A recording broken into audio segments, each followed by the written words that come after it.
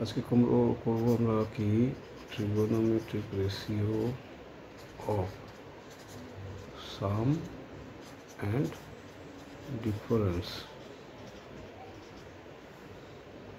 Of two angles.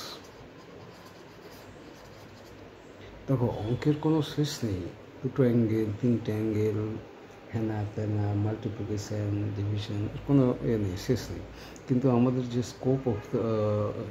Scope আছে সেটা দুটো অ্যাঙ্গেলের সাম, দুটো অ্যাঙ্গেলের ডিফারেন্স। তার মানে কি sine of A plus B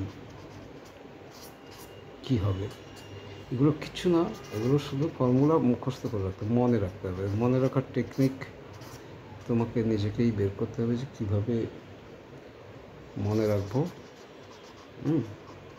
একটা জিনিস হচ্ছে যে যদি প্র্যাকটিস করা হয়, এসব জিনিস নিয়ে অঙ্ক প্র্যাকটিস করা হয়, তাহলে অটোমেটিক এসে যাবে sine A plus B cos A, sine A minus B cos A plus B cos A minus B, তারপরে আসবে tan A plus B tan A minus B,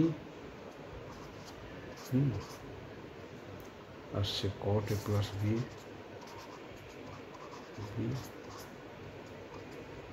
cot minus B. আরও কিছু কিছু এগুলোর কম্বিনেশান থাকে, সেই কম্বিনেশান অত কিছু মনে রাখা সম্ভব নয়।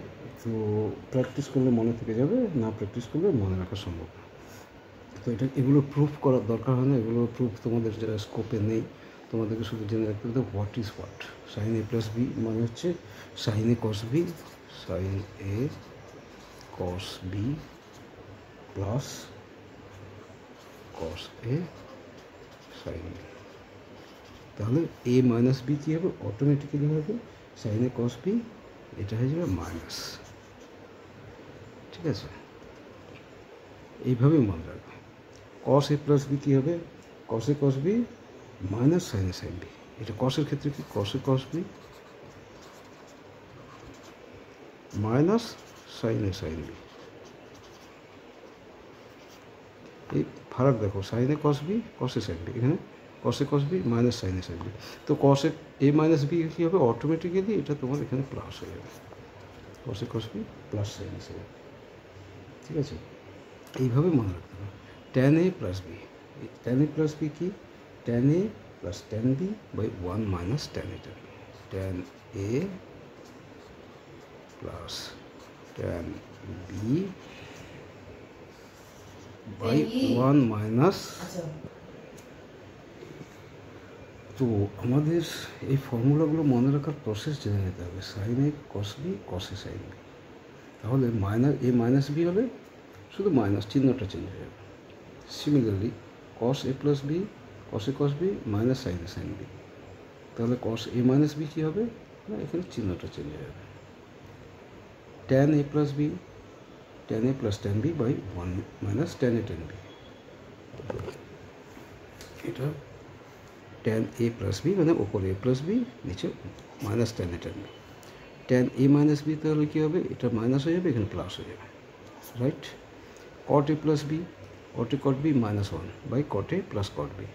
ট্যানের উল্টো দেখো, কট, এটা plus tan A plus tan বিটা নিচে আসছে কট এ প্লাস কট, আর tan A tan B 1 minus tan A tan B, সেটা হচ্ছে কট এ কট বি মাইনাস 1, ঠিক উল্টো। আর কট এ মাইনাস বি ঠিক চিহ্নগুলো চেঞ্জ হয়ে যাবে। আর এখানে একটা জিনিস মাত্র, কট বি মাইনাস কট এ, এটা কিন্তু মনে রাখতে হবে। আচ্ছা, এবারে এইগুলোর অ্যাপ্লিকেশন কোথায় হয়?